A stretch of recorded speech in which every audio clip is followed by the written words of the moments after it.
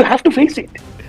We have to do it. না ফাহাম, দুইটা জিনিস আমরা আসলে যদি একটু খেয়াল করে তাহলে আমরা দেখবো যে নির্বাচন নিয়ে বিএনপি ছাড়া বাকি সবারই একটু রেগে যাওয়ার কথা।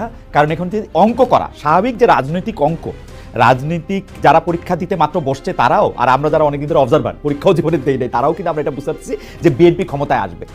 আমাদের প্রশ্ন ছিল যে আমরা কি এক সেট স্বৈরাচারী সরকার চলে যেতেছে, কিন্তু আরেকটা দল আসবে, সেই দলটা একই পথে হাইটা একই রকমভাবে হয়ে উঠবে কিনা, মানে বিএনপি হয় নাই এখনো, হয়ে ওঠার সম্ভাবনাটাকে রোধ করতে পারবো কিনা, ওইটা ছিল হচ্ছে আলোচনা। সেই জন্য কিন্তু বারবার কিছু সংস্কারের কথা বলা হয়েছে, কিছু পরিবর্তনের কথা বলা হয়েছে।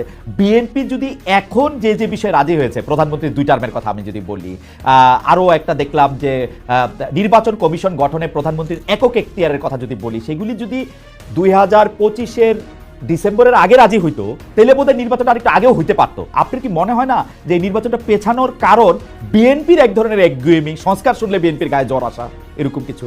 না, আমি বিএনপি তো ম্যাক্সিমাম সংস্কার মেনে নিয়েছে। না, মানছে অনেক পরে। ডক্টর সালাম, আপনি খেয়াল করেন এটা হলো গত 1-2 সপ্তাহ ডেভেলপমেন্ট।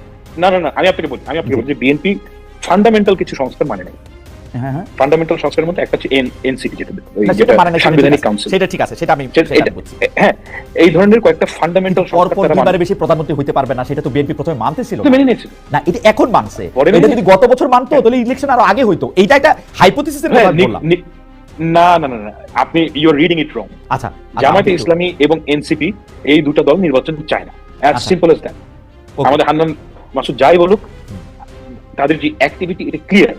এই সরকার অথর্ব, হ্যাঁ, এই অপরাধে তাদের অথর্বপনা দীর্ঘদিন ধরে করতে দিতে হবে।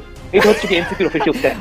আমার মনে হয় যে এই জি, আপনি শেষ করেন, একদম শেষ করেন। আমি হান্নান মাসুদকে আর প্রশ্ন করতে চাই না, আপনার মন্তব্য যদি মনে করেন, জি, আপনি যদি মনে করেন যে এই সরকার অথর্ব, আমি এই ওয়ার্ডটা ইউজ করতে চাই, কিন্তু এই ওয়ার্ডটা, এটা সত্যি কথা, এই সরকার খুবই দুর্বল এবং আমরা চাই যে এখান থেকে আমরা উত্তরণ করতে।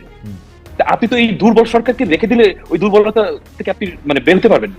ওকে, মানে দুর্বলতার রিজনটাই হচ্ছে কি এই যে তারা অনির্বাচিত।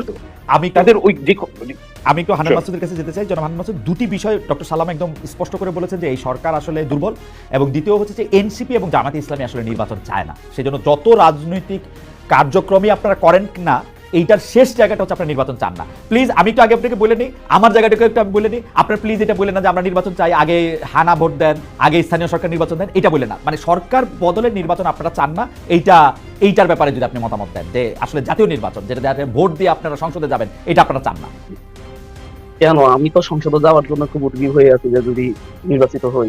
জি, কিন্তু